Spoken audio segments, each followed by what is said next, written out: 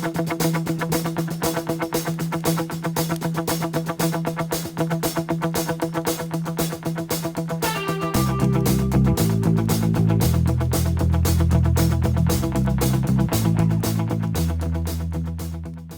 welcome to Relics Radio. Everyone on a Thursday night joining us here in the studio, live on the chat group right below in the comments section. I'm DK from Adventures in Dirt, and I got my buddy Tony with me from 5280 Adventures. How's your Thursday going, Tony? Thursday, that's two good things. Relics Radio, and it's almost Friday. It's almost Friday, man. That's awesome. Yeah, it's been a week, huh? Yeah, it seems like every Thursday we talk about the same thing. We're just like, yeah, man, can't wait. We're almost there. It has been a week. We've got my company Christmas party this Saturday. Got to get through that. Nice. Got a big party last week I was a part of. Smoked a bunch of pork and had a good time at that. And then our company party is this Saturday. So that could be dangerous.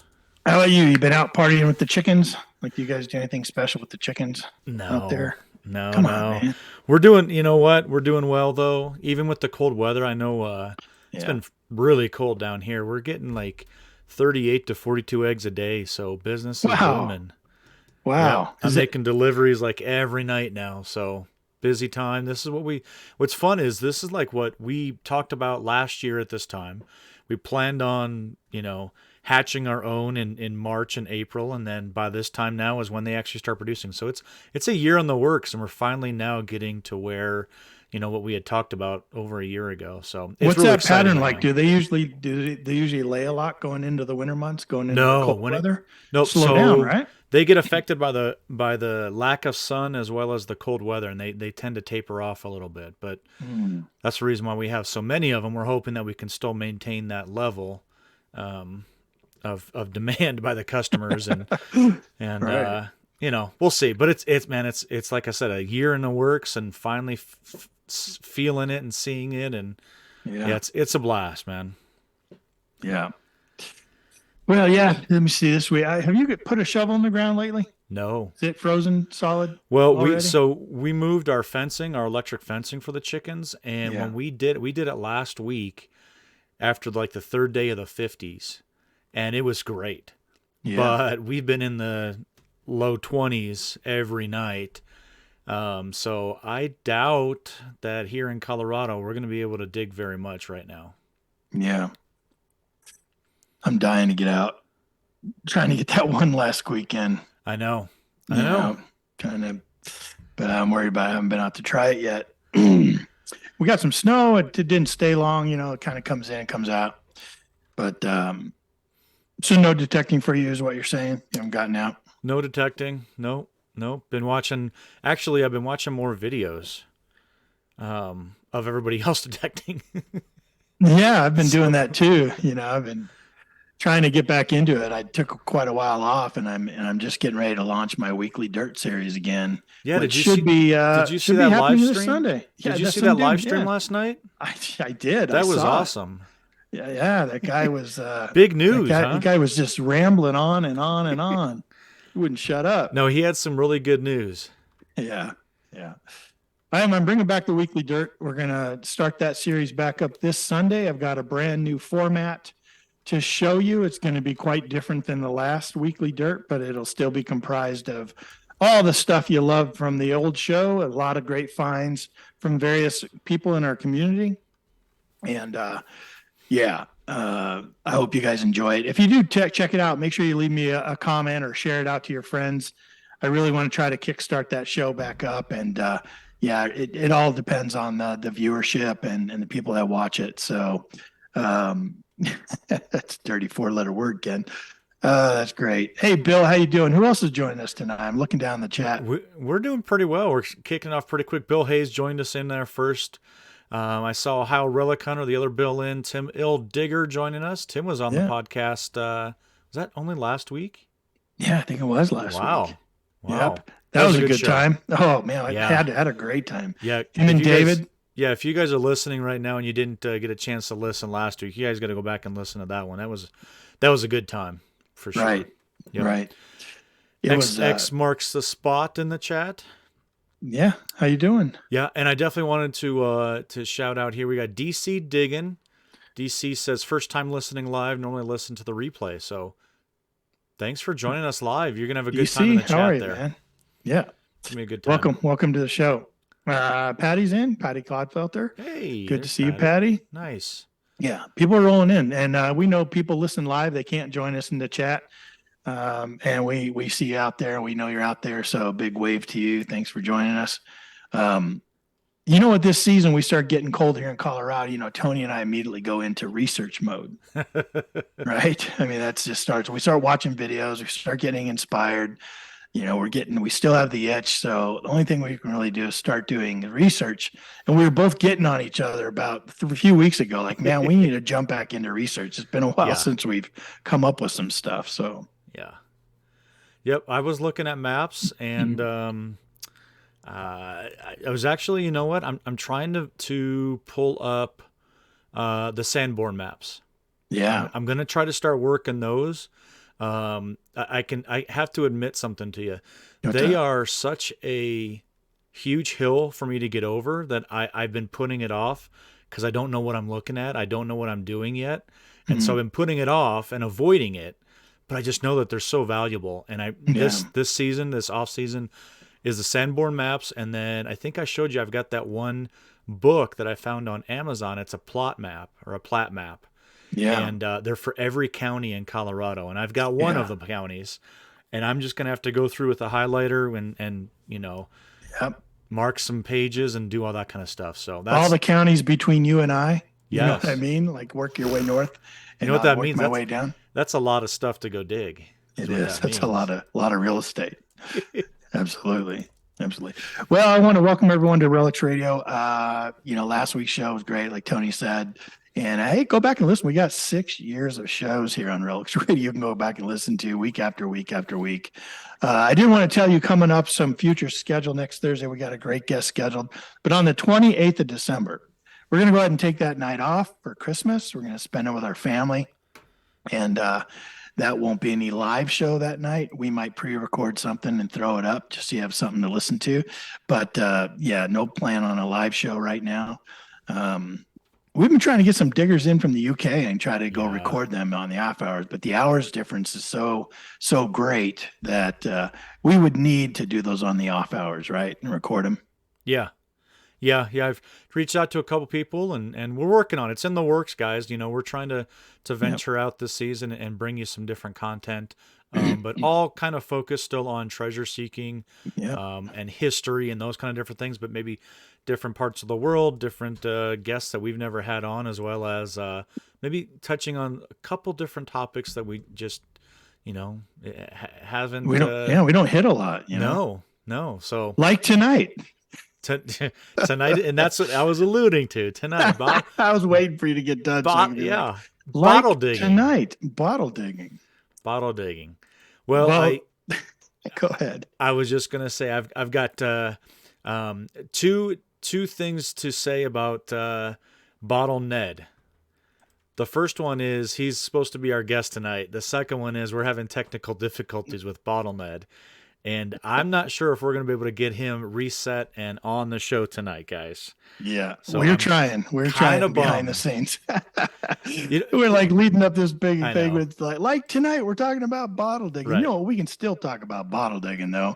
But hopefully Ned will pop on here in just a second and he'll get through his technical difficulties and we'll get him on right away. We're really looking forward to talking to him, man. I was watching a bunch of his videos, and if you've never seen his videos, I encourage you. Tony's going to put the links down here. We'll still pretend like he's sitting here talking to us. But we'll get started. You go check out his channel, man. It is entertaining. There you go. It's Digging the West with Bottle Ned. Digging the Old West with Bottle Ned. Entertaining is a great word. I mean, how do you make a video and content about digging in Privy? I mean, you know what I mean? You're looking in the hole. you're in a privy hole. Like how Yeah. do you make that exciting and entertaining? Yeah. Ned's figured it out, man. Yeah, he did. I have such a good time watching him, and I was telling you, before we started, he's on my list to watch every episode that comes out.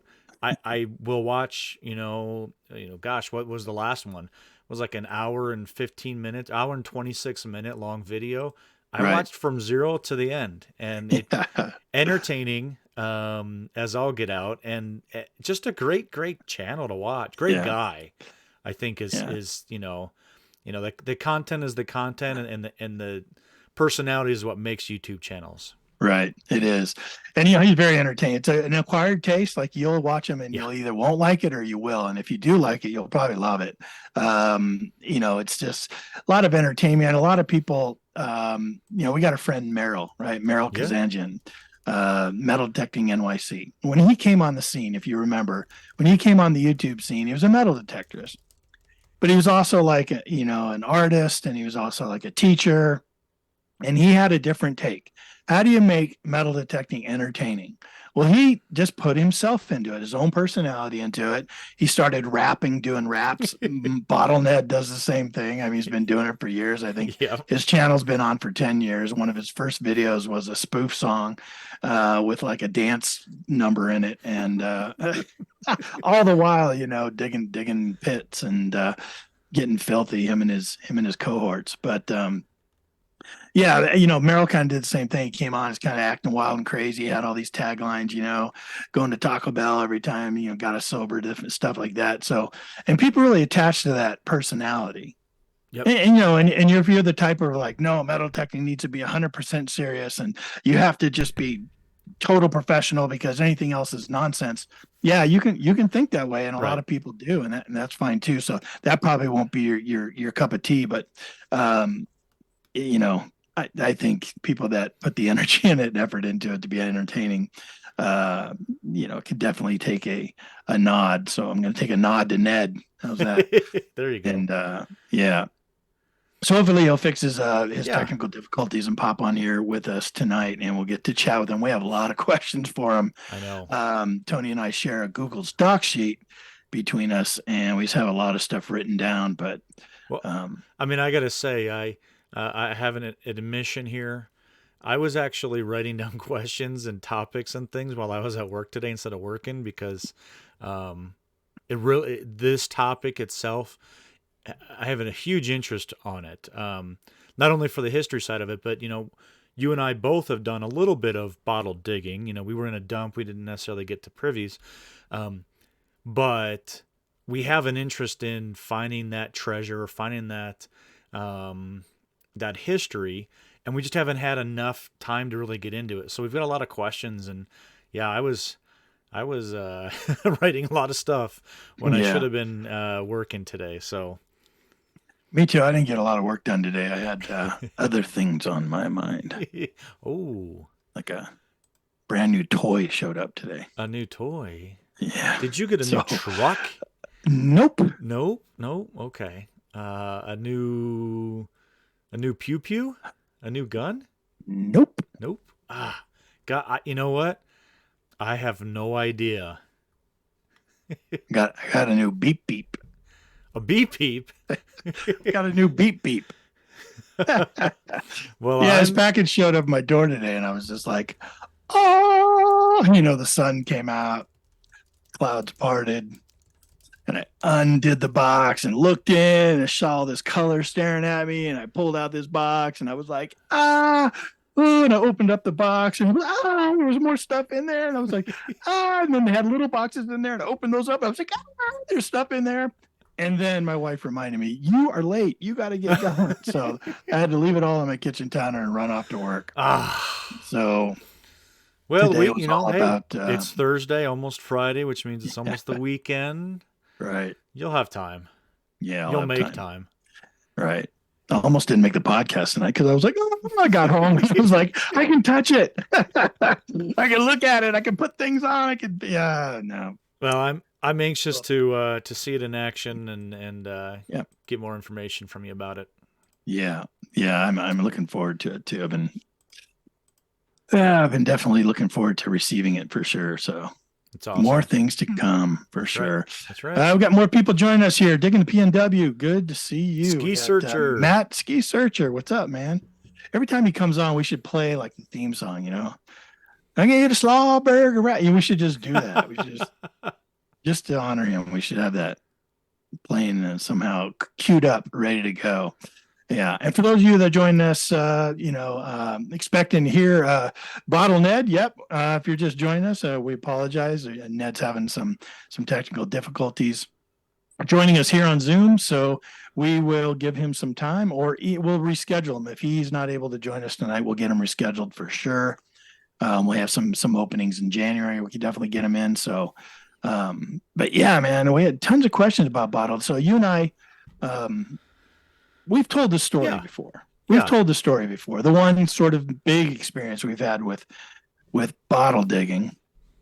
We told the story before, and I'm gonna let you tell it again. So if you guys have already heard it, just go get yourself a drink. Come on back. If you're tired of hearing it. It's a great story.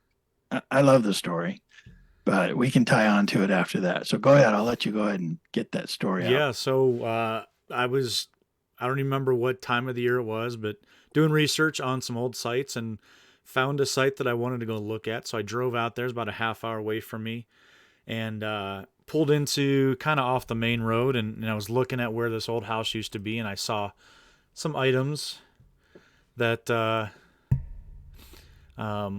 showed me that it was an old house site. But yeah. Yep. Well, so So you got permission. You called me up. You're like, dude, I got some permission for this old dump. Let's go dig some bottles. And I'm like, let's go, man. So you went out there first, though, didn't you? Yeah, I went out there and met with the landowner, and he showed me where the stuff was and everything. And I texted Ken back. I'm like, hey man, this could be kind of an ultimate thing. A big dump out there, and he's letting us dig everywhere we want. And so we made plans to go out there the next weekend.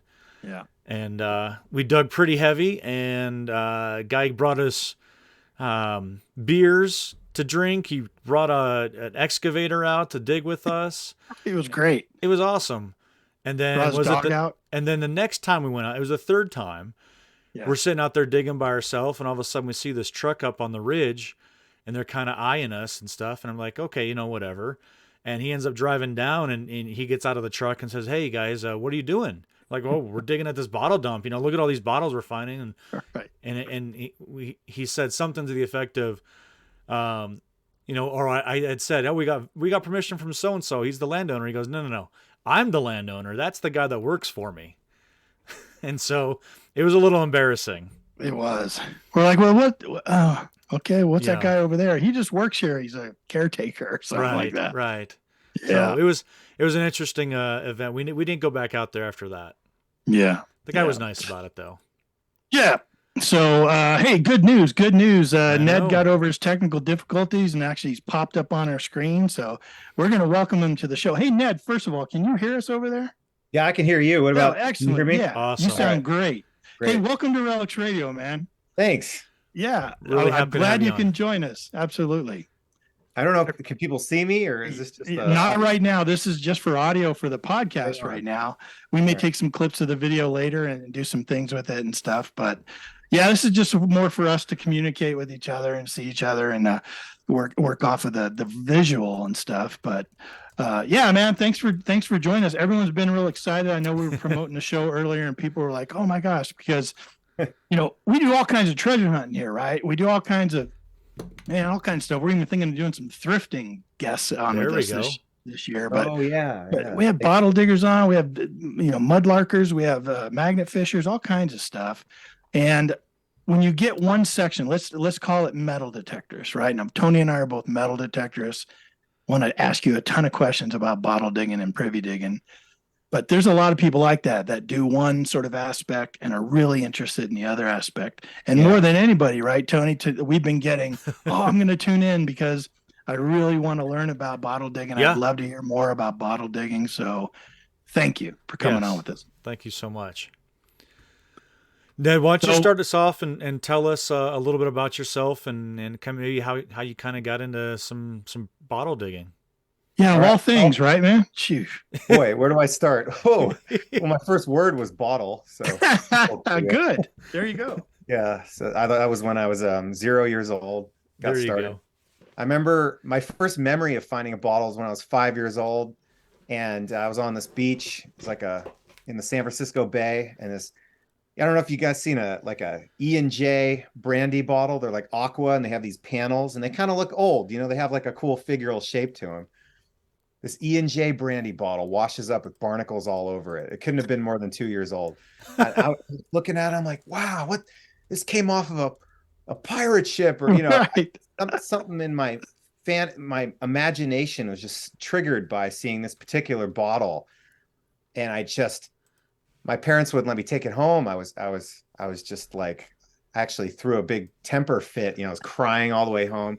I had to convince my parents to go the next day to the beach and retrieve this bottle. And I still actually have that first, basically. Do my you first really? That's Yeah. so cool. Oh man, that is so That cool. That started it. Yeah. Wow. And so by middle school, my middle school was fortunately built on a landfill from the early 20th century. So at recess, everybody else would go out in the playground and stuff, and I'd sneak into this bush, and I figured there was good enough cover there, and I had a hole going, and I wasn't that strong back then, so it took me about a couple weeks to get 6 feet down into this hole, and I broke through into this trash layer, and it smelled like weird because it was only from like this particular part of the layer was only from like the early 40s.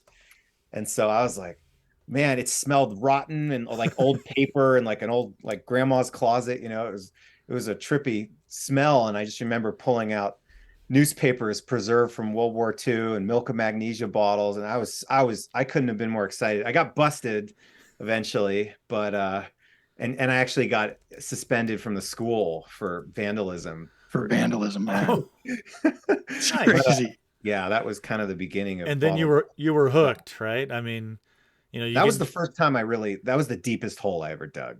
Yeah. To that, I was 11. Yeah. Up to that point. Now, at 11, did you actually know what you were finding, or like us with metal detecting, right? Did you have to go research all these things you found, and you're like, Mom, it's a milk of magnesia bottle, I don't know how, but I knew how old it was already at that time because I had been, looking and picking up and noticing bottles since I was, a small child, just in a really specific, like autistic or whatever way. Yeah. That would be one of my impulsive. questions. Were your parents like, yeah, Ned, he's in the bottles. That's all right. He's in the bottles. Oh no, my dad is like this uptight English dude, and he's like, Oh, Ned, that's garbage. Is it worth any money? Then throw it away. And I was like, dude, shut up. God. He hated dirt. He hated I'd always get the house dirty, and he's like, couldn't stand that.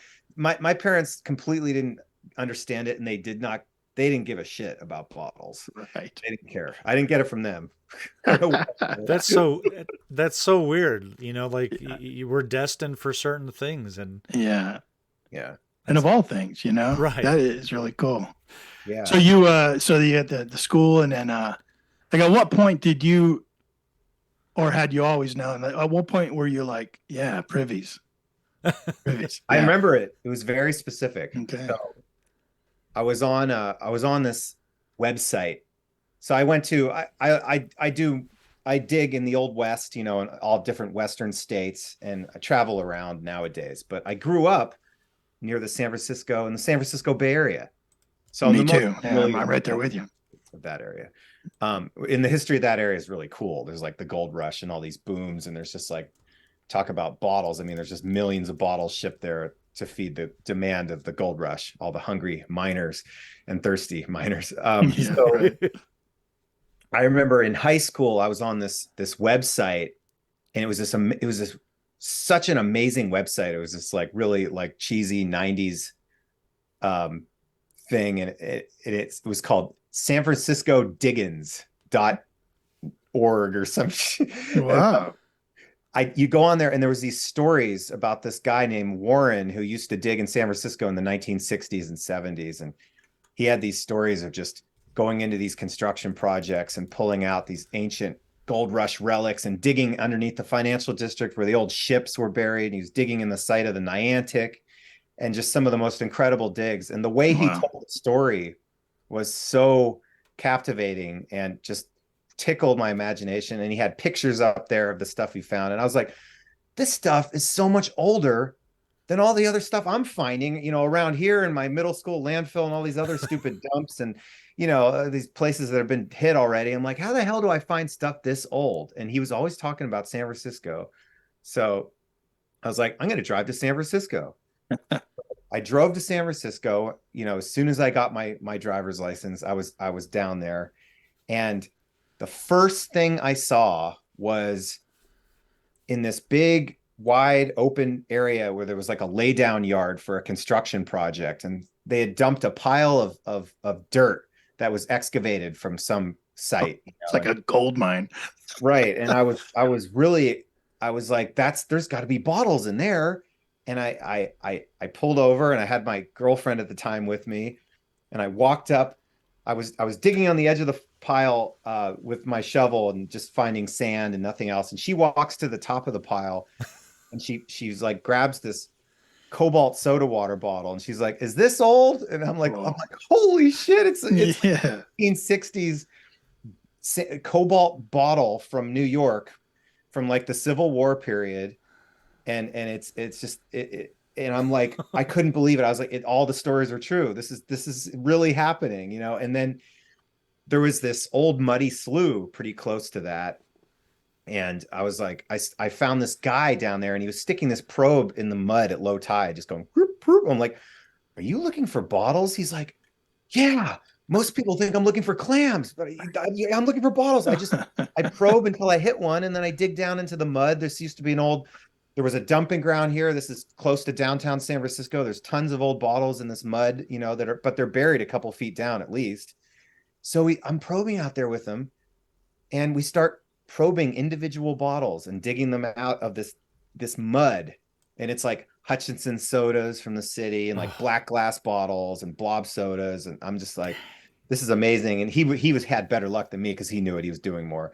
So I was with the probe one day, and this other carload of people pulls up above us, and it's these like 4 big Native American dudes, and they get out of their car, and they're like, hey, we're the Sears brothers. Are you looking for bottles? And I was like, yeah. And they're like, yeah, you know, if you want bottles, you got to dig Privy, you know, old outhouses. And I'm like, what? Who are these guys? They pull out this booklet of all the shit they've found in privies all around the Bay Area. And it's just like these rare Western bitters bottles and whiskey bottles and just the most pictorial bottles and sodas and everything you'd ever want. And I was like, you actually dug all that? And they had this booklet of photographs. I remember this, and they're showing it to me, and they're telling me how they dug them all out of these privies. And some of them were dug out of big early dumps. And that was even more. It was like, oh my God. And then I ended up meeting a lady named Judy who had dug in the financial district and all the old ships since the 1960s. And she was an expert in digging in downtown San Francisco and all the history associated with that area and where things are buried in a place like San Francisco, which is a very hard place to find bottles because there's lots of fill. And then there's like many feet of earthquake debris because there was a big fire and earthquake that knocked down the whole city in 1906. And you have to figure out where the old marshes were because the outhouses and bottles are way deeper there. And there's like 10 feet of earthquake fill on top of it. Or if you go to the financial district, that's the old cove. So there's ships there.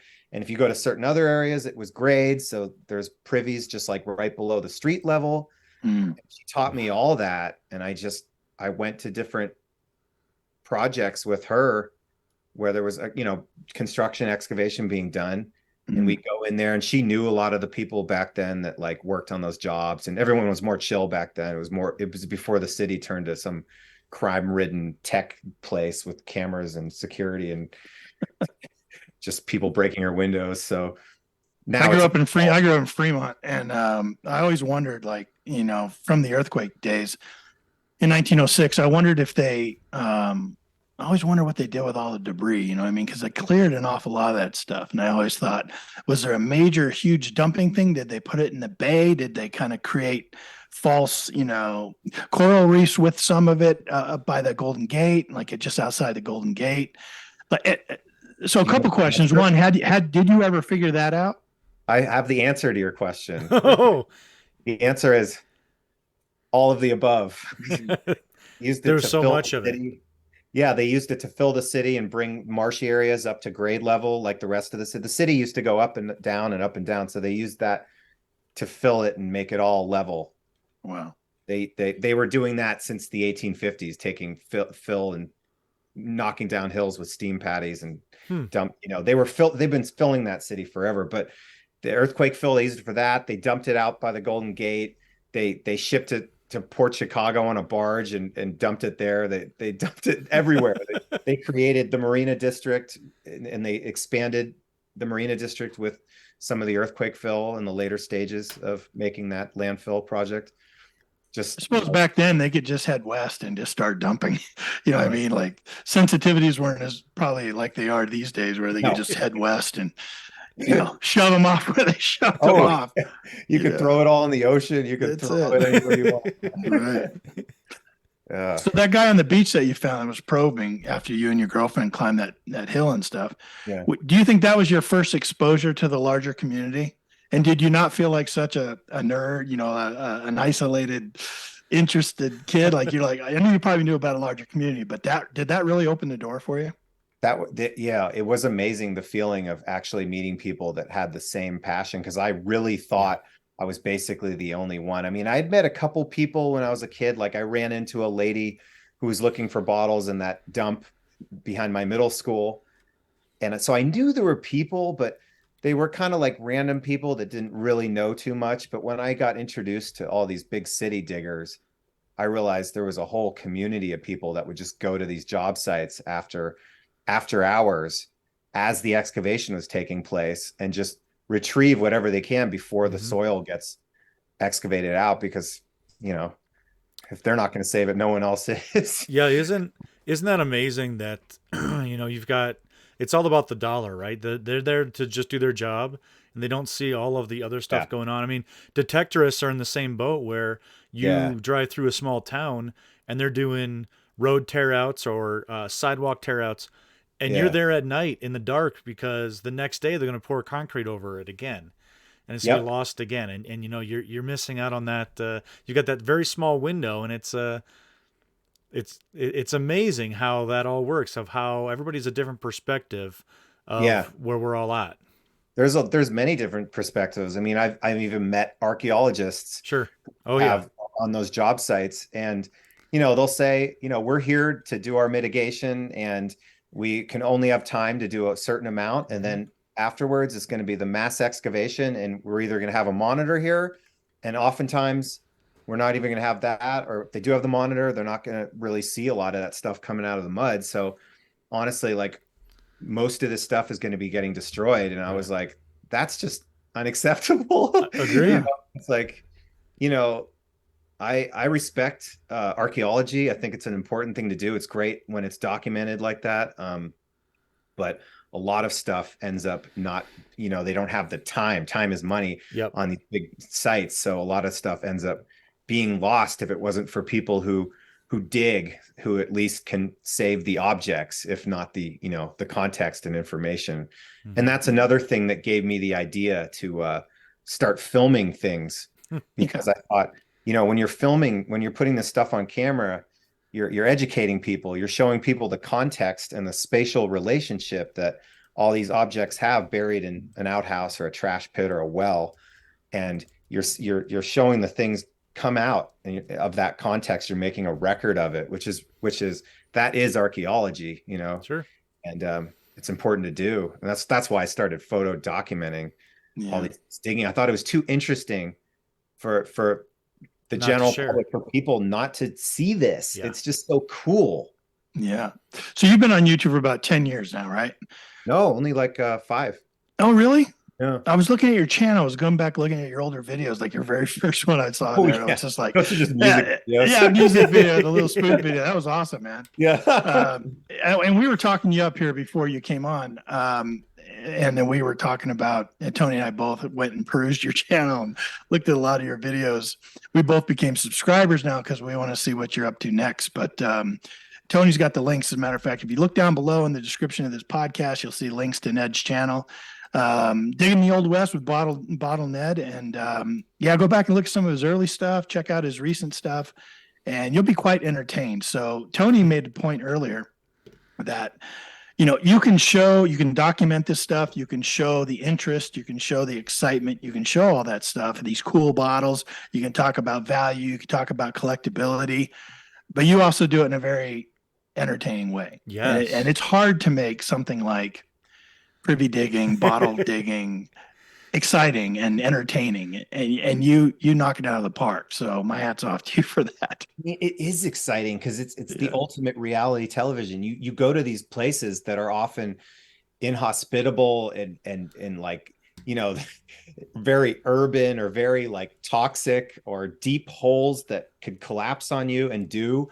And there's all these situations that you get involved in where it's pretty dramatic, and it's actually the ultimate adventure, really. I mean, your goal is to like find dirt to excavate that hasn't been seen in 150 years. Right. And you just have to do that in like half a day or a day and complete this quest of like going out and trying to locate, based on an old map, a privy that's now surrounded by all this modern stuff. And you have to find original soil that hasn't been disturbed and get down into that privy and dig it and do it in a timely fashion before something weird or sketch or dangerous unfolds, and then get out of there with what you got. So it's the ultimate challenge, really, and it's the ultimate adventure. Yeah. Yeah. The one things that I really do like with your channel, the YouTube channel, is not only just, you know, the finding, which is also amazing. You throw so much, you know, what I call history clips, and I've used, you know, segments of a specific find in my videos as well. And you do, you know, go down the rabbit hole and do the research, and then you can tell kind of the story of what that is. Man, you are almost nearly every bottle you're digging, you're throwing in a history clip in there. And, you know, for, you know, your most recent video, which was an hour and 26 minutes, you had me watching every second of it, because I was getting so much information about, in that one video, about everything that you were touching and the history of the area and this bottle and where it came from. And it is insane. The entertainment value as well as the educational value that you throw into your videos. And I think people that are here live and are also listening after the fact, you guys got to go watch this stuff, because if you have any interest in learning about the history of the West, and you tie it all together like that, and I just commend you. It is very entertaining to me, and I think you do a fantastic job with it. Thank you. Yeah, I mean, for me, and I think for a lot of people, like the history of the object is one of the coolest parts of the object itself. I mean, that's what's so amazing about an antique bottle. There's so many points of interest. I mean, it's a beautiful thing, and then also it's a piece of history that has like a story attached to it. Like somebody had to make that with their own hands, and somebody had to buy it, and it had to be shipped maybe a long distance, and then it had to be used by somebody in maybe a really intimate environment. Maybe they're getting drunk because they're sad, washing away their sorrows. Maybe they're sick and they need some patent medicine to cure them, and they're on their deathbed, or there's a lot of dramatic, you know, life events that could be attached to these objects. So these bottles have ghosts, and then so you throw that in there, and then someone had to throw it away, and then it sits there just encased in the soil for 150 years, and then you dig it up. I mean, it's so much more than just a pretty object. That's your vision, how you just articulated, is amazing. I love it. Yeah, I'm seeing a lot of familiarity here. Absolutely. So we talk about that a lot about our metal detecting finds too. And Tony and I are both in Colorado, and so we're pushing west from the east. I grew up in the Bay Area, and we get in metal detecting, you know, a lot of the more interesting finds, the more historic finds are really back east. You know what I mean? Colonial times, you know, Civil War, Revolutionary War times. And, you know, people don't realize how cool the West was. Like, people were pushing west. It's a huge part of our nation's history. And San Francisco, the Bay Area, kind of that area, you said you kind of lived in at one time. That, man, and you talked about San Francisco. That was a culmination, man. Everyone was going there for you know, For the gold. 49 gold rush. And then it just boomed that area. And you Oh, had so yeah. many people coming in. And then you had access from boats and ships that would bring people in. Well, what's And cool just is that people, yeah, what's cool about is that people came from all over the world and they brought their possessions and their history with them. So you can find things from colonial times here. It's just that someone had to bring it here as their keepsake. And I've just found some just oddball. I mean, I know people that were dug in the financial district where the ships first landed in the gold rush, and the things that people found that were just cast off of ships or lost over the wharf or whatever. I mean, it's shocking. I mean, everything from Native American stuff to stuff from Asia to like just entire horse and buggies just thrown down into the mud, or just like the thing about the gold rush is everybody came here at once, and there was such a demand overnight for so much stuff, and so much stuff was sent here. But when it came here, everybody who was working on getting it here immediately realized that they didn't want to make crappy wages anymore. They fled for the gold fields because the word was out that you could just pick up gold.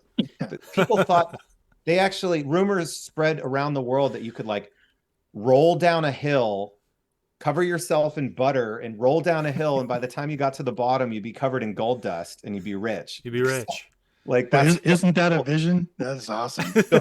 So people abandoned the ships that even came here. Like, there was just empty ships all in the cove in San Francisco. And so the point is just so much stuff was brought here, but then it was also just immediately like either abandoned or thrown away or used once or lost or whatever. I mean, the amount of just California minted gold, private minted gold coins that are even buried around here is just like astounding. Like the stories I've heard of people finding like Moffat coins and things that are just beyond valuable. I mean, and it just points to like the history is like a lot more crazy out west. I mean, back east, everything kind of had a more gradual arc of becoming, you know, something. It was you know, more consistent.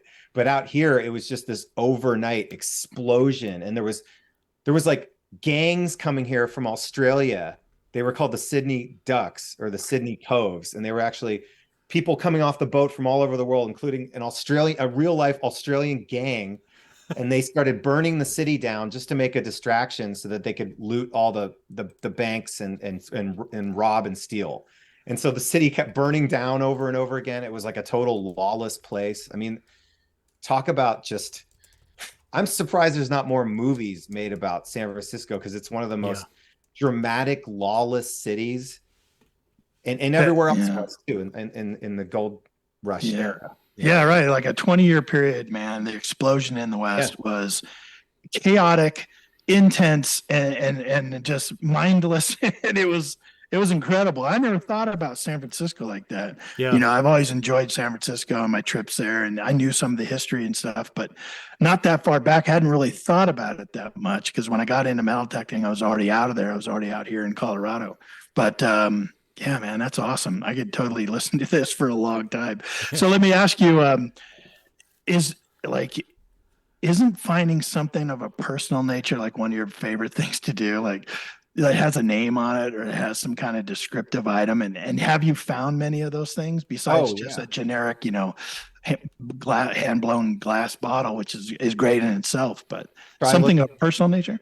Try looking in the city directory and you find the guy's name of the house who lived in that house, and then you'll dig up his shaving mug with his name. Just like, what? Yeah, because it's all in his privy. It's the guy's privy. It's in the city directory. That's sure he's living there. Yeah, Those here's a are good some of our story. favorites. Yeah, those are some of our favorite finds, man. Here's one. Yeah. You'll like this one. Yeah. Personal nature. So I dug a privy like many years ago, San Francisco. I found it because the lot was being excavated out, and there was this big square of lime in the clean golden sand, and there's this big square, and it's white. And I'm like, well, that's probably lime. Yeah. And, this thing, I dug into it, and I got all these bottles. I got this really special bottle. It's a hair restorative bottle, and it's cobalt blue, and it's from the West Coast. It's one of the most beautiful bottles I've ever found. It had half the gunk still in it. Hair restorative was a product advertised in the 19th century to bring hair back to a balding head and color the hair darker again, or take the gray out. But basically, it was a bunch of this weird black dye shit that you just put in your hair, and it's turned black. It dyes it black like ink. So they made a lot of money on that. Yeah. So there was this bottle. It was blown at the Pacific Glass Works about 1865, and I pull it out. Still had the cork in it. It was in the last corner of the privy, and it's 1860s bottle, and it's half full of the hair restorative. Like somebody was using it and then said, screw it, this stuff doesn't work. And so I found that, and I found some other stuff. And then years later, I was on a web page talking about San Francisco history, and this guy was just obsessed. This guy, Mark, he's always on this Facebook group, and he's always talking about his family genealogy and his ancestors, and his ancestor was named Friedrich, and he came to California in the gold rush. And it's a typical story. Instead of going to mine for gold, he actually just started selling provisions and things that gold miners needed and became rich. And he moved into this mansion, and the guy mentioned where he lived, and I said, oh my God, I think I dug your great grandfather's privy. And I sent him a personal message, and he sent me all these materials. He sent me a picture of the guy. Oh my gosh. Sent me a write-up of the dude, Friedrich. And it talked about this guy who was like an Austrian immigrant, and he was really self-conscious about losing his hair. Oh my gosh. So self-conscious that I just got goosebumps, man. he had 3 toupees. He had like a short toupee, a medium length one, and a long one, so that people would never know he's bald, because it looked like his hair was constantly growing, and then he'd cut it again. Oh my gosh. This whole intimate story about how he was just really self-conscious about losing his hair, and he had to resort to these very fancy French wigs that he bought downtown. And I realized that bottle that I found was him trying everything he could, and he tried the hair restorative product, and he was smart though, and he realized it wasn't working. He threw it away half full. Man, it's the first time you and I have met virtually. You're our people, man. That's all there is to it. That story. You're our people. Like, that gave me goosebumps, because there's nothing better to me in this. The closest thing to time travel we got, right? Like, we go back there. Like, I was just back there when you were explaining that. That is amazing, because now you know something about this person, about his life, from what you found, you had the personal connection to the present. Man, gotta love it. It's amazing. I mean, these people he's been gone from this universe for 100 years, and yet here's this personal, intimate item that he used in his house. That's gone. His house is gone. He's dust. Everything's gone except his garbage. Right. So ridiculous. Which can tell us an awful lot about a person and who was there in the past. I'll tell you, the next day that site was completely excavated out. That bottle would have been broken along with everything else in his privy. And sometimes I think about that, and it's shocking to me that this kind of history is being lost on a daily basis by people just trying to make money. I know. And I feel guilty, because I'm in construction, so I feel guilty about it all the time too, even though I don't do the excavating. You know what I mean? Yeah. Matter of fact, I'm on a project I'm building right now. And the first time I went to the project, the construction trailer was actually in a house next to this city block project that was going on. And I go in and I meet the general contractor. I'm a subcontractor. I went in and met the general contractor, and right away behind the project manager's computer screen on his desk, I see this little tiny cobalt blue, I don't know what it was, bottle. Caught my eye right away, and I'm like, ooh, a cork bottle. And I'm like, that's cool, man. You collect bottles? And he's like, no, man, there used to be a house right here on the site, and we tore it down, and there was all these bottles in there. So I thought these were cool. He had that and a medicine bottle and some other stuff. And I go, yeah, those are really cool, man. That's awesome. He goes, you like bottles? I go, yeah. And I told him my story. And he goes, I got a whole 3 or 4 box loads of them in there underneath that cabinet. You want them? And I was like, yes. So I gathered them all up, and he's like, are they worth anything? And I go, some of them can be, but not, probably not. All kinds of medicine bottles. So I took them and I went and researched them, and they're like 1912, 1920, kind of in that era, but still cool, and the fact that he gave them all to me. And I'm like, well, thank you for not destroying them, because, people are going to appreciate these. So. No, I try to, like, all the people I meet that work in the construction industry, I definitely try to educate them, because, a lot of these projects, again, don't have a lot of archaeological supervision, and a lot of stuff gets destroyed. And so I think, man, at least if some of this stuff is getting saved by people who, have a mind to look out for it. And I'm always trying to tell people, like, if you see some old thing that looks old, like an old bottle, and here's what they look like, just grab it, I'll freaking buy it from you just to incentivize you to save the stuff or whatever. And I have one story that'll just crush you regarding that reason why, more people need to be educated. And maybe it's not even an education thing, it's just a greed thing. But I met a guy who was a big equipment operator in San Francisco, and I said, what's the craziest thing you ever found? And he said, well, years and years ago, I was digging in the old financial district in the Cove, where all the old ships were that was filled in the gold rush. And I swear to you, I'm digging, and it's slop water. You're digging in the bay. When you get down a certain depth underneath the financial district in San Francisco, it's water and bay mud. So there's like water down there, and this big wooden looking thing pops up from the water, as things tend to do, as you're excavating, things will pry loose and pop up out of the water. And he takes it in his bucket, and it's a black coffin with a window. This is just the guy's story. Okay. He told me, but he was very earnest about it. It seemed like he was definitely not telling a big fish story. He said there was a black coffin, it had a window, and everyone gathers around. All the laborers gather around, and he gently places it on the ground, and everyone gathers around, and they're wiping the window off, and they see this guy inside, and he's got like a full military regalia. He's got like a hat on, he's got like the shoulder epaulettes, he's got the brass buttons, he's got the dress sword, like basically they somehow got this thing open, or they look through the window. I forget that detail, but they're looking at a guy who's like totally, preserved in there in this airtight coffin, essentially. And I don't know what kind of uniform it was, who knows, like wow. California militia or the Spanish, right? Epaulets make you think that, right? And the superintendent runs over, and he just gets white. He's like, oh my God, you got to break that into 1,000,000 bits right now. This is going to shut the project down. Yeah. Like, this is going to shut our project. We're going to lose all this money. We're going to have to stop the whole project. You got to just take your bucket and smash it into 1,000,000 pieces. And the guy's like, no, I'm not going to do that. It's like, if you don't, you're fired. Well, I don't know if I want to listen to it anymore. Yeah, I know. Yeah. Go ahead, man. I personally, I don't know. I mean, I've never been there. Like, people need a job to survive, but right. I'd like to think that I would just grab that thing and run.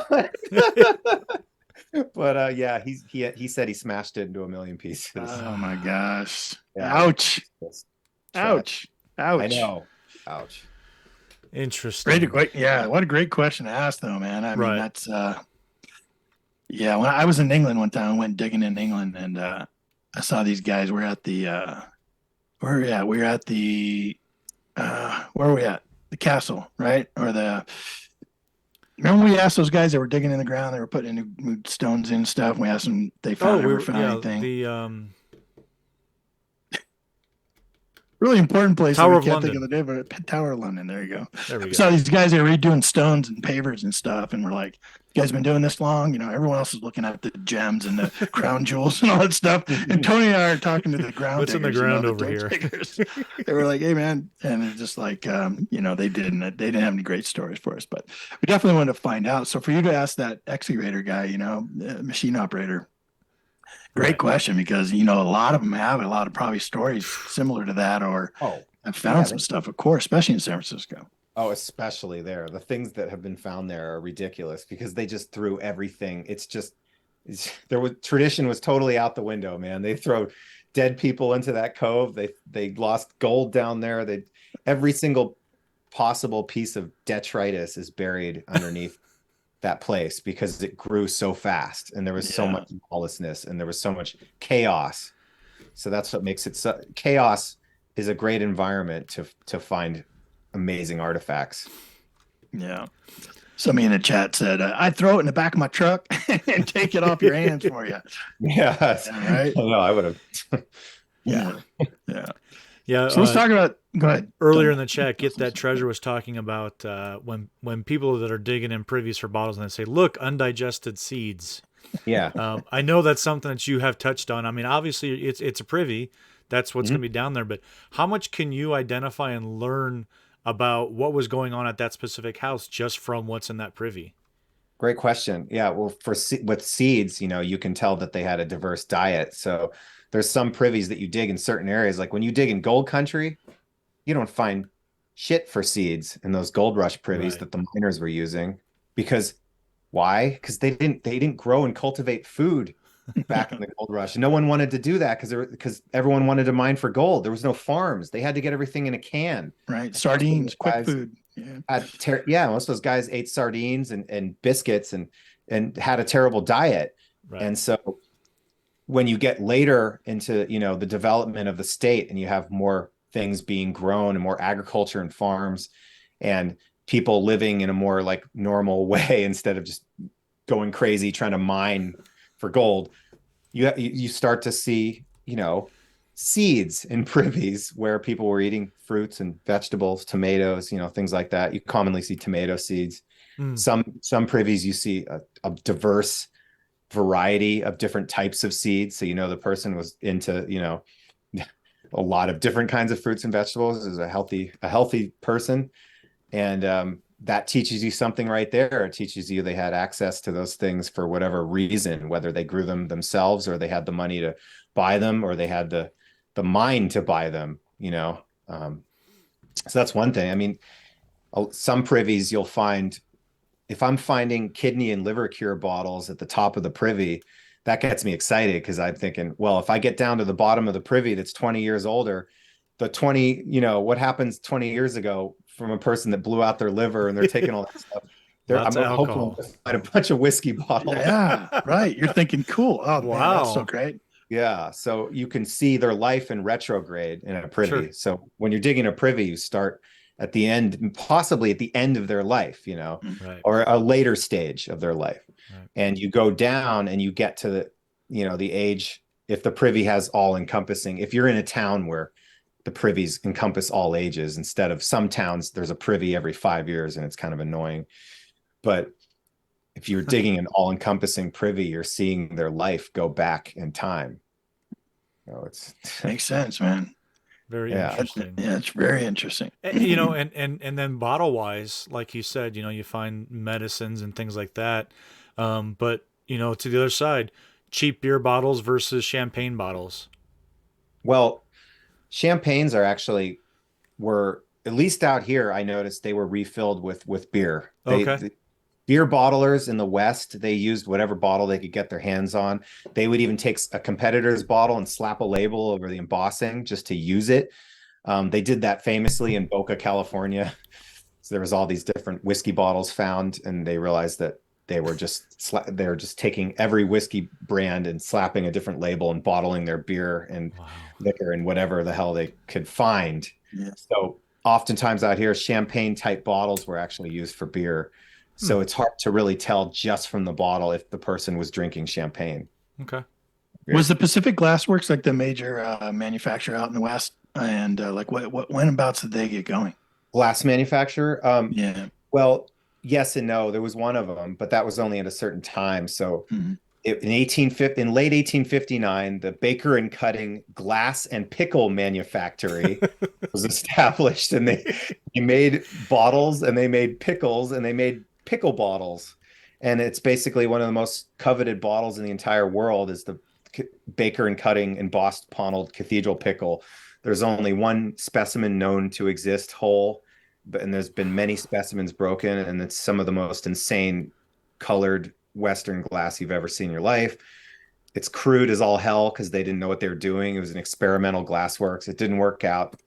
I actually was fortunate enough to dig on the site of that glassworks when they were excavating to put a huge tower in. And, I got a little bit on the edges, but they took out the dirt so fast and hauled it off and crushed it. It was a damn shame because that was the earliest glassworks in the West. And your best opportunity to find that bottle, probably. Yeah, but it's, you wouldn't think a whole one would be at the glassworks, but you never know. Right. It's true. Because they would have distributed it from there. But there could have been one maybe that was malformed, and they're like, oh, just throw it back in the coal pile, and it doesn't break some. I mean, I don't want Extra special bottle. Yeah, I don't even want to know if there was one, Right. but because they broke it if it was.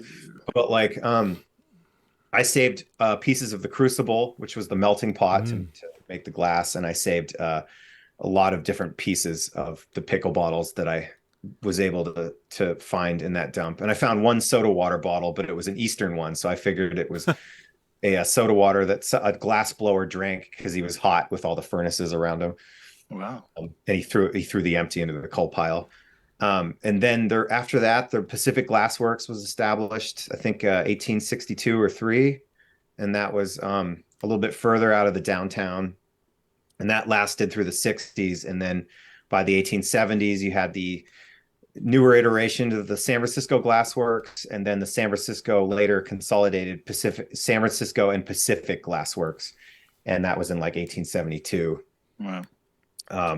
And that cranked out most of the famous Western glass that we see. Most of the Western whiskeys were made at the San Francisco and Pacific Glass Works. And I also dug at that site, and I found Wow. really beautiful burst top green umbrella ink at that site that fell through an iron grate on the factory floor, like a grate for drainage. And I when they were excavating the site, they exposed the floor, and they're probably thinking, what the hell is this? Again, no archaeologists present, just a total travesty.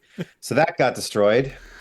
But I was there while they were destroying it, and they exposed the factory floor. And I lifted up an old iron grate for drainage, and in there was this rust. It was a rust-colored umbrella, and I was like, "This looks like an umbrella inkwell, but the color of rust." And I peeled the rust because it had been immersed in rusty factory water for so long.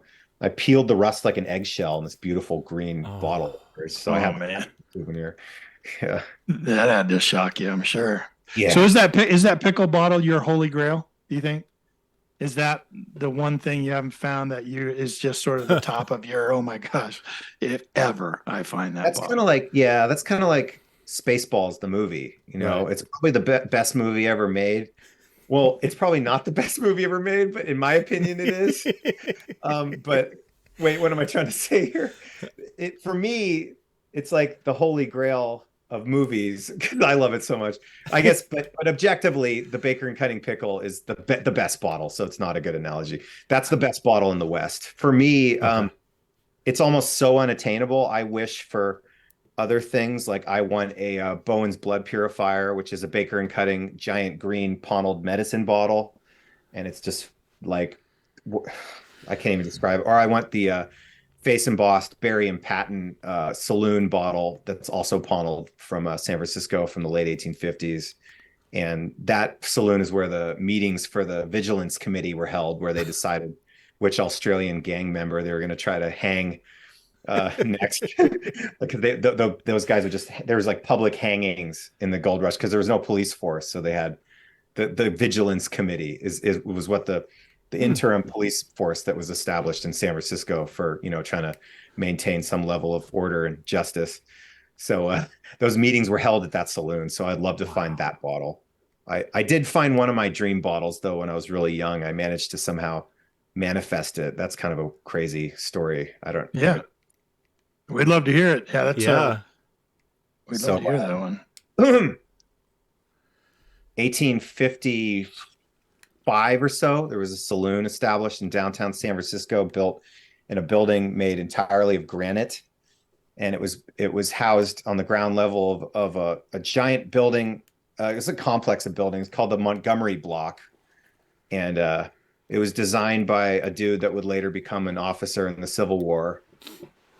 And it was built on rolling redwood logs built on the mud over the gold rush ship, sunken gold rush ship Niantic.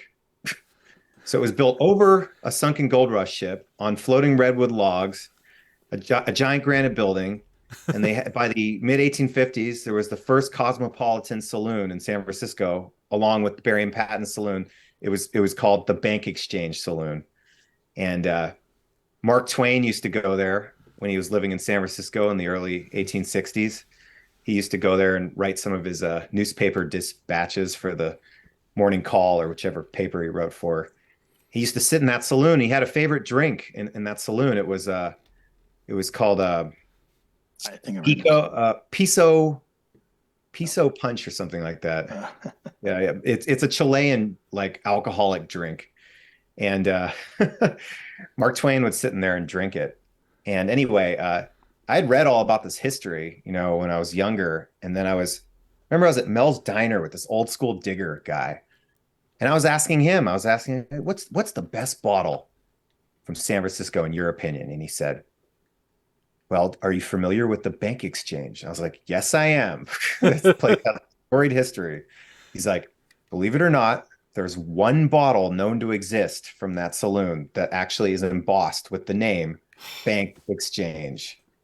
And it says the proprietor's names on the back, and then it says an abbreviation of San Francisco embossed. It's embossed on the shoulder, and it's Sticky Ball Ponald. It's a big whiskey bottle.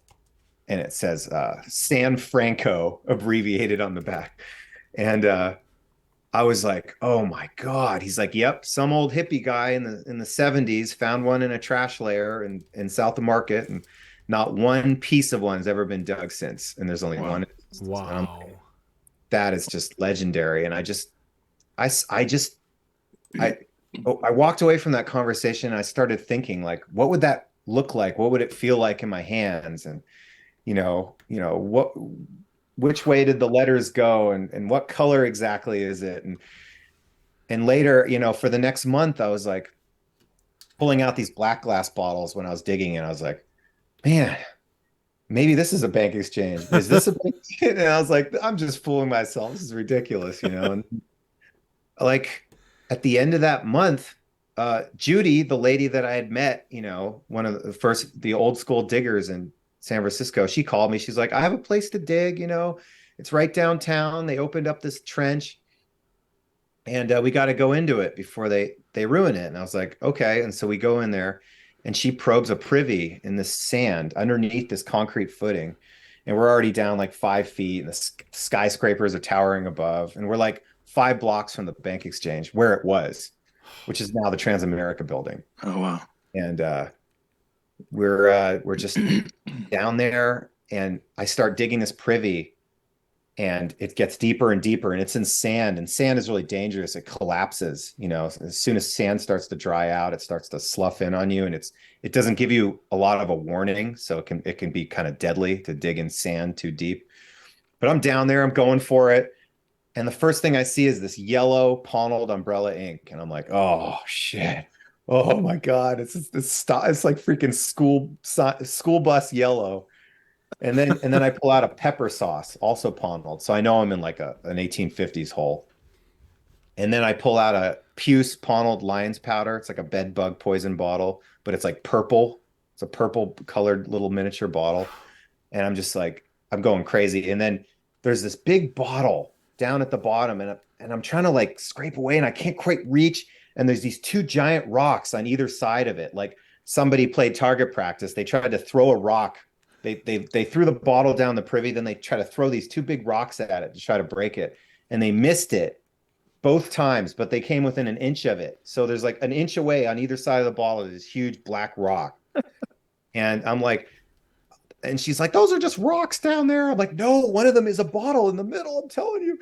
And I'm like, I can't quite get it. I can't pry it around those rocks, and I don't want to damage it. And she's like, don't worry about it. It's probably just a big black glass bottle. I've dug a million of them. I've been digging in the city for 40 years.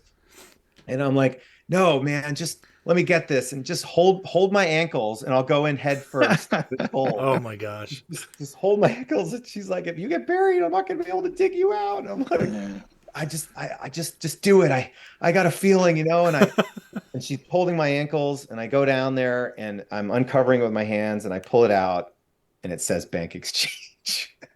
No way. Actually says bank What? exchange on it. I found the second one with Judy. We found the second one known to exist. Oh my gosh. Oh my. I know. What do you do after that? Right. You know what I mean? Then you I'm fight done. over it, and then you get a job for 5 years trying to pay it off from your digging partners. Oh my gosh. Oh There was my two gosh. other guys there, so I ended up having to pay $10,000 to both of them, each of them $10,000, and then Judy like maybe $5,000, and then $5,000 worth of trade bottles, and Wow. eventually I owned that bottle. Oh, congratulations, man. Yeah. So right there behind you, can you just grab it and show it to Tony? Yeah. Unfortunately, that's a protected Yeah, storage right. unit. Yeah, let me dig through some of these other bottles. I'll find it or something. I got I'm it in a picking box here behind the couch. Yeah. Hey, we got a lot of questions coming in. So like the majority of the theme of the questions we're getting, of course, right, people that want to know more about it is how to do research, like how to find places to do this stuff.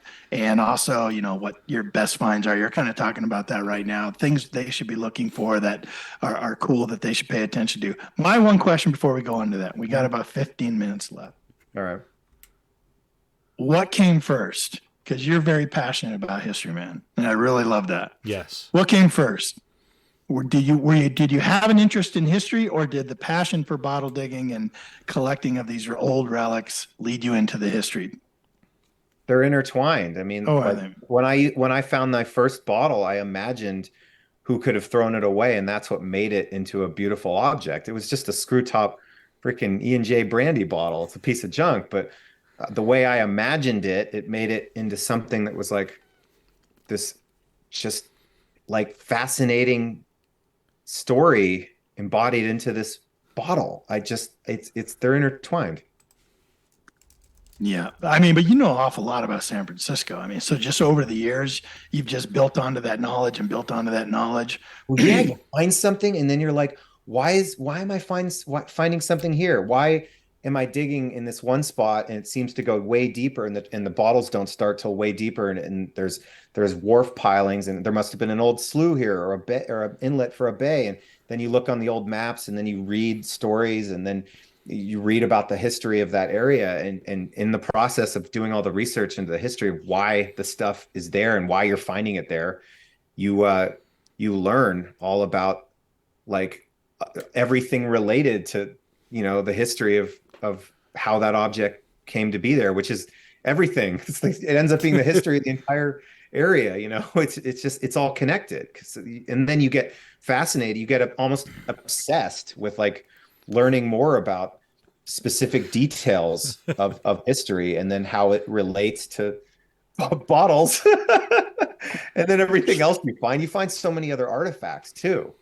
You find everything in a trash layer, a dump, or a privy. You find dolls, porcelain dolls. You find ironstone plates and marbles and coins and pot lids, shaving cream and toothpaste pottery lids, and everything. And depending on how well preserved the hole is, maybe you find wooden and metal objects, and just it's just endless. There's so many things that you have to try to learn, like what they are, what they were used for, and why they're there. Why are they used on that site?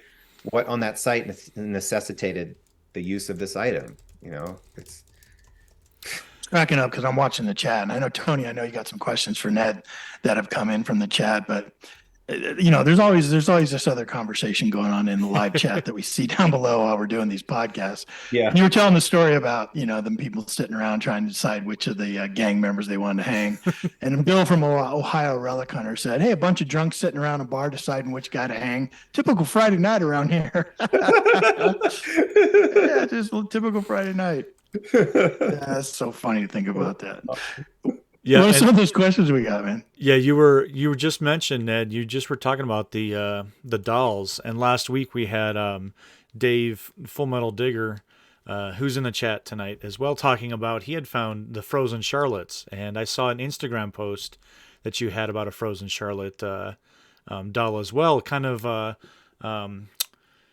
what's the word I'm thinking of? You were just giving information about it. You were confirming it or something like that too. And we'd never heard of it until Yeah, last weekend. You know what I mean? Interesting. And then we saw your post on it. We're like, cool. Yeah. I love the frozen Charlotte story. It's a great story because it's based on the nursery rhyme. It's a poem. It's about this girl that's on her way to a dance, a ball, and she's on her sleigh. It's the winter, and she doesn't want to like put her jacket on because she doesn't want to like ruin her jacket or something, or ruin her dress or whatever. And so the moral, it has a moral, of course, and it's morbid because it's from the Victorian era. It's written in like 1840 something, and she dies on she freezes to death. Right. And her name is Charlotte, and they even wrote a song about it. And the whole it's based on it's a cautionary tale. But the thing is that Frozen Charlotte, the name Frozen Charlotte for our porcelain dolls, our non-articulating porcelain dolls that look like a frozen body from the 19th century, that name was only ascribed to those dolls in the mid 20th century. So there's no text that's been able to ever have been recovered from the 1800s that really refers to them commonly as Frozen Charlotte dolls. They just called them China doll. They had some penny other dolls, maybe penny dolls or something like that. Penny dolls. Yeah. Totally. It's so cool. Tim Hills Digger. Tim, how you doing, man? Good to see you in the chat. That's a great story. Yeah, I love this story, man. Yeah. I didn't know, they used to have these little coffins and they'd have like cautionary statements on them, like, don't talk too much. You're going to end up like the story. The coffins are part. They did bake them into birthday cake. Right. It's just so morbid, man. That's just weird. That's so funny. Interesting. Anyways, well, Tim Mill Digger did have a question, and he it's more of kind of a general question, and it might be a little bit difficult to kind of pinpoint or touch on it, but he had mentioned, or he's asked, how do you find a privy like in a plowed field without probing the entire area or having like a depression or anything like that? Is that something, are you more towards in the city, or do you have like big, large farm fields that you can find these things in as well? Oh, I can't stand farm fields. You know why? Because the only way to find them is to probe the whole area. Okay. There you go. I figured that was the answer. Good luck, I only man. do about Get 2 to of those a probing. year because your arms are going to fall off if you do too many of them. But yeah, I mean, farms are a great place to dig bottles around here because the farmers had all the money because they grew the food that people needed. So there's just farmers were really rich, and so they purchased good bottles. Sure. And they purchased a lot of them, and they never recycled them. They never brought them back to the glass factory for any deposit to be melted down and used again. They just keep them out there in their remote area, and they would throw them in the privy and in the dumps. And so if you find a privy or a dump for a nice wealthy farmhouse, you're going to do pretty well. The problem is you just have to probe. You have to grid it off. You have to probe every square inch of it. You never know where it's going to be. The farmhouses, there's no property lines. You just got to probe everywhere. Sure. Get going, Tim. Get to work, buddy. Yeah. And you have to have optimum soil conditions. Soft ground after rain. Don't ever screw up and try to probe during the hard soil season. Summer season. Yeah. Yeah. Depressions are, I don't know. You'd have to, if you're to see a depression, a sink out, people think that's how you find a privy, and 9 times out of 10, that's not how you find a privy, or it's how you find a privy that's been recently excavated by someone else. Could have been a big tree they ripped out. You know what I mean? Anything. Yeah. Like the depression thing is, if the ground has never been disturbed in 150 years, and there would still be a depression there. And I've seen it, but it's really, really rare. for an undug hole to have a sink out. Have you ever had to push over a structure that sat up above a privy? Like it actually still had the outhouse structure kind of up and around it? No, but I know people that have. It's very rare. A lot of the Western states are highly developed and built out, and also, the places that aren't and still have the standing structures, typically the privy's only going to last 20 years. So it's going to be the last privy that they had. So it's, in a remote area where those structures would still be standing, you'd probably push over a structure, likely dig 1930s bottles below that. Because they got plumbing. That's when they discontinued using a privy. So yeah. We're wondering because we have a permission where there's a privy on it, still an outhouse still standing and stuff. And the property goes back to late 1800s, but yeah, some of the homes, some of the structures on it look like they're more modern and this sort of still standing, but very dilapidated. Wouldn't take much to push it over. This old outhouse is still there. So, geez, why push it over? It's so pretty. Yeah, it's abandoned. They're getting ready to level the property. So we're like, I mean, you never know. It could be old under there. Never know. Yeah, we had another question, a topic that I really wanted to kind of dive into, and it sounds a little personal, but good. What's the importance of a thin shaft with a sensitive tip? A thin shaft goes in the ground easier, and you get a better tip. Gives you better core sample, and it enables you to push the shaft into the soil easier so that you can probe faster and deeper. And this is sounding personal too. A thin shaft and a good sized tip are ideal probe design. Like you don't want a shaft that's too thick. It's going to be harder to push it in the soil. You want a tip that's just the right size. You don't want it too small. If the tip is smaller than the diameter of the shaft, then you're not going to be able to get the damn shaft in because it's going to just, wear on the side of the hole you're pushing it down into. So I'm making notes. Hold on here. Let me see. Diameter. How do you spell diameter? And give this to my wife later. Say, I got some tips. Just the tips. Just the tips.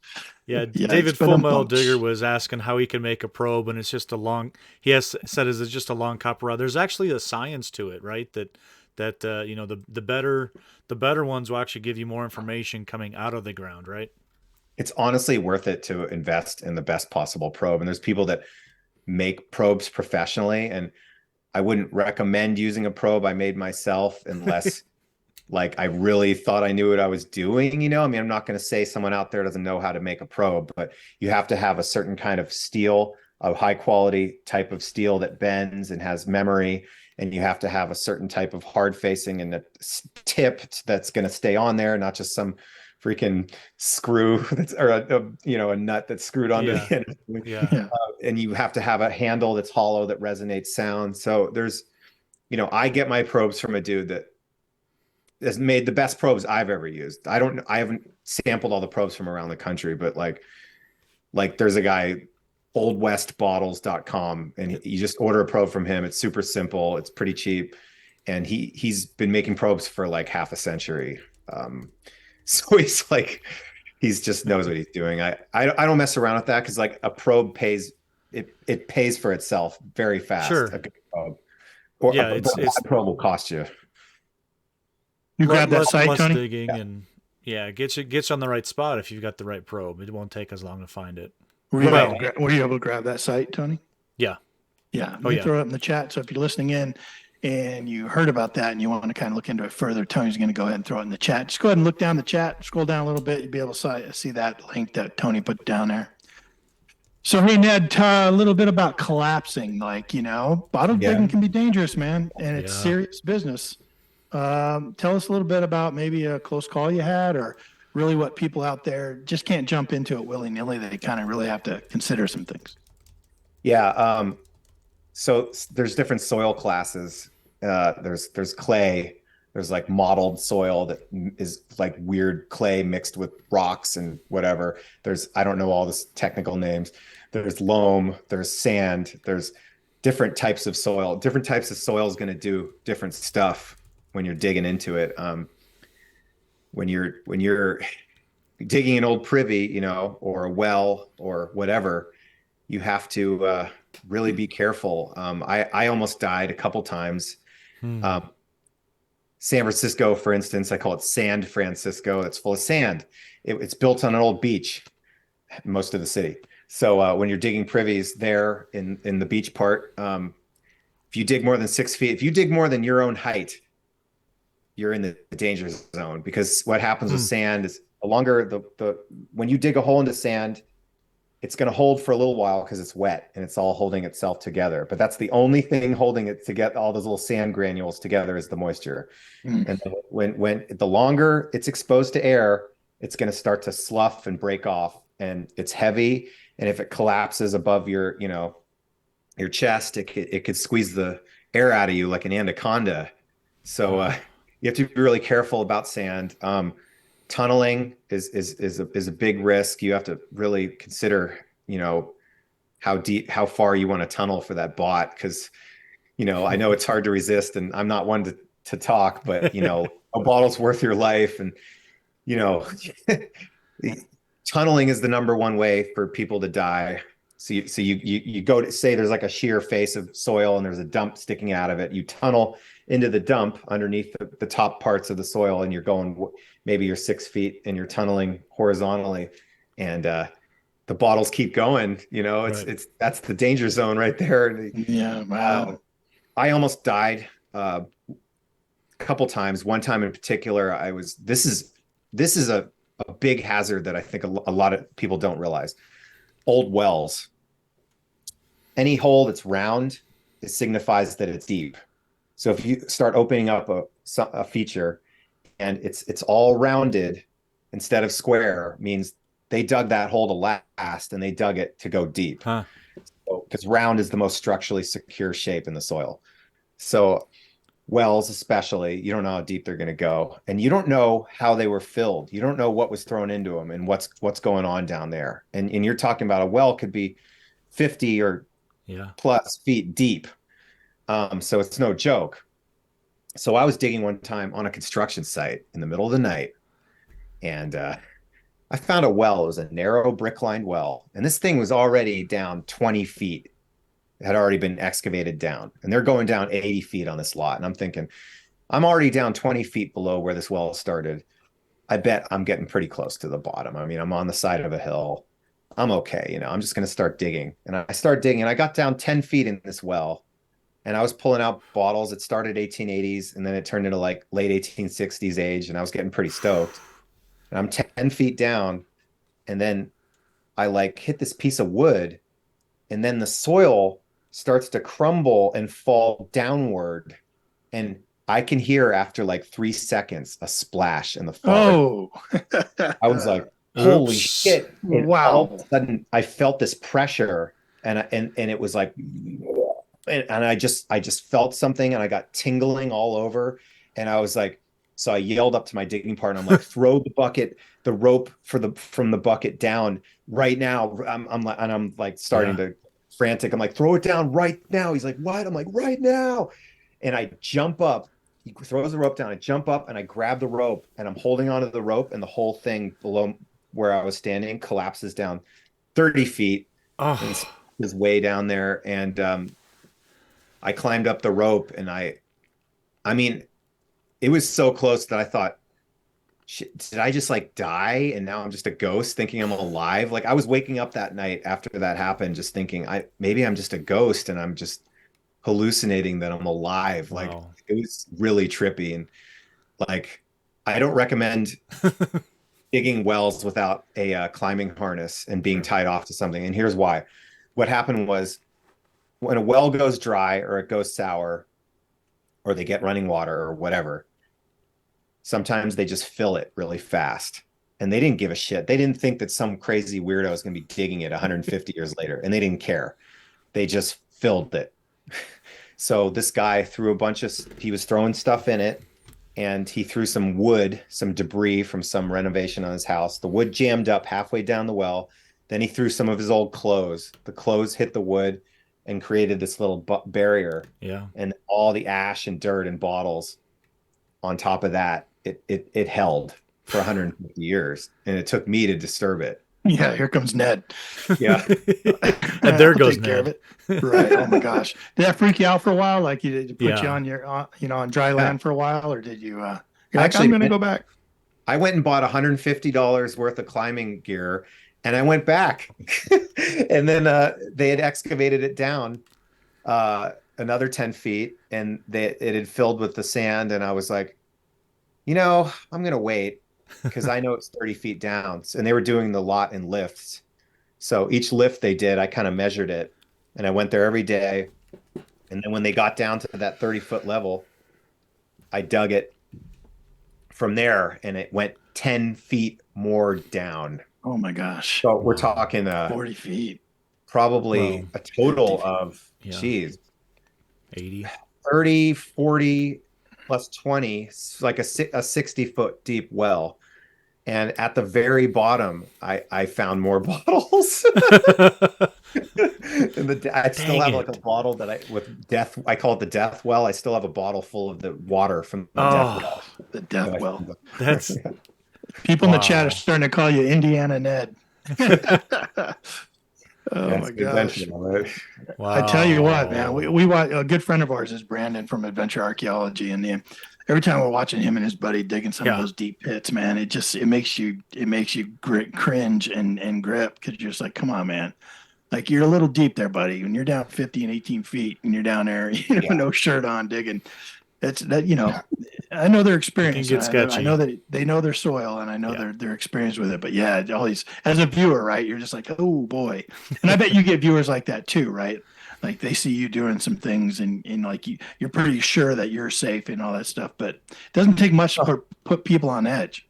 When you're sure you're safe when you're digging and working with soil, that means you're not sure. That means you think you know too much. Yep. Yeah. Too cocky. There's one episode on my channel where we actually suck out the water from this privy with a suck truck, and then we're draining the water, but it's causing all this subsidence, and we have the most massive cave-in I've ever seen. But I caught it on camera. But I mean, it was like inches away from like taking out like two of our guys that were down in the hole. Oh man. Like inches. And it was heavy overburden. It was no joke. I filmed it though, at least. What, do you remember the name of that episode? It's Suck Truck Part 2. So I had a 2-part series where we used one of those trucks that sucks out water and mud and shit from things. Yeah. For use for utility work. Right. That's one of my key terms that I search for all the time on YouTube is suck truck. Maybe that's why it hasn't gotten enough views. Right. Yeah, the that's name not hitting the search algorithm right there. That suck truck title. It's 100. I got the video pulled up. It's 150-year-old artifacts dug from deep collapsing sinkhole. Kind of a really complicated title, but yeah. Should switch it around to "This truck sucks." You'll probably get probably get a lot more. Yeah. Oh yeah, I made a lot of good suck jokes. Well, hey Ned, man, we're at the end of our hour and a half with you. Been a great guest, man. Really enjoyed having you on. It's like we could have talked for a few more hours. I know it goes quick, right? I could definitely talk for 2 more hours. Yeah, it's always easier. We definitely want to have you back on, man. It's a lot of fun. I know our audience is really interested in it, and we're gonna say our goodbyes. Hey, tell people how they can find you out there. I know Tony has your links. We're gonna throw them into the chat. It's also in the description down below. But tell people how they can find you out there on social media if they want to follow your saga from this point forward. The easiest way is to search Bottle Ned on YouTube, and it'll come up as Digging the Old West with Bottle Ned. But I think a search for Bottle Ned will get you there, because hopefully there's no other Bottle Neds out there. Right? Out of competition. Copyright claim, right? But there, and same thing on Instagram. But yeah, YouTube is where all the big epic videos is where I post those. So Instagram gives you little bits of information, a little tease, pictures and stories here and there. But yeah, YouTube's the big Barney for me. So yeah, you've done a great job with it too. I'm telling you. Hey, we always ask our guests to hang on until after our outro, and then we'll say our goodbyes off the air. Are you okay with that? Yeah, yeah. Okay, cool. Yeah. Yeah, everyone go check out his channel, man. I'm telling you what, you want to be, we talked about it before he came on tonight. We were really talking you up. If you want to be entertained, if you want to have a good time while watching and learning history and learning about the things he's out there finding, it's great, man. He does some rapping, does some parody songs. He does a lot of, yeah, I don't know, man, a lot of antics, and it's just really entertaining. So yeah, I encourage you to go check out Bottle Ned for sure. Tony, what do you got? Yep, just want to thank Ned for the time tonight. You know, like we said, we really enjoy your content. Keep up the great work. You know, there are people out there that you are connecting with and passing along that history, and people are learning for sure. That's what I love about it. Thank you. Keep doing what you're doing. Keep it up. You know, we support you for sure. And if anybody out there is interested in finding me out there, 5280 Adventures, you can put it in YouTube, Facebook, Instagram, wherever you can type it in there. Come out, hang with me. I've got some videos out, pretty active on social media, so check me out there. And that's all I got. We got a good guest coming up next week, so make sure you guys check in for that. Yep, absolutely. We'll be talking a little bit of gold prospecting next Thursday, and look forward to you joining us there. Again, we're off on the 28th, a break for Christmas, and then back on like the 4th or something like that with another great guest. But hey, yeah, everyone, after about a year break, after about 7 years being on YouTube and a year break, I'm coming back, and everyone enjoys my weekly dirt show every week. So I'm bringing that back. That'll start this Sunday. Make sure you check it out over at adventuresindirt.com. Any Google search of that will find all my social media. You need to just check me out over there at adventuresindirt.com. I will catch everyone next Thursday. Until then, go out, find the good stuff, and make sure you tell me about it. Good luck, be safe, and have a great weekend.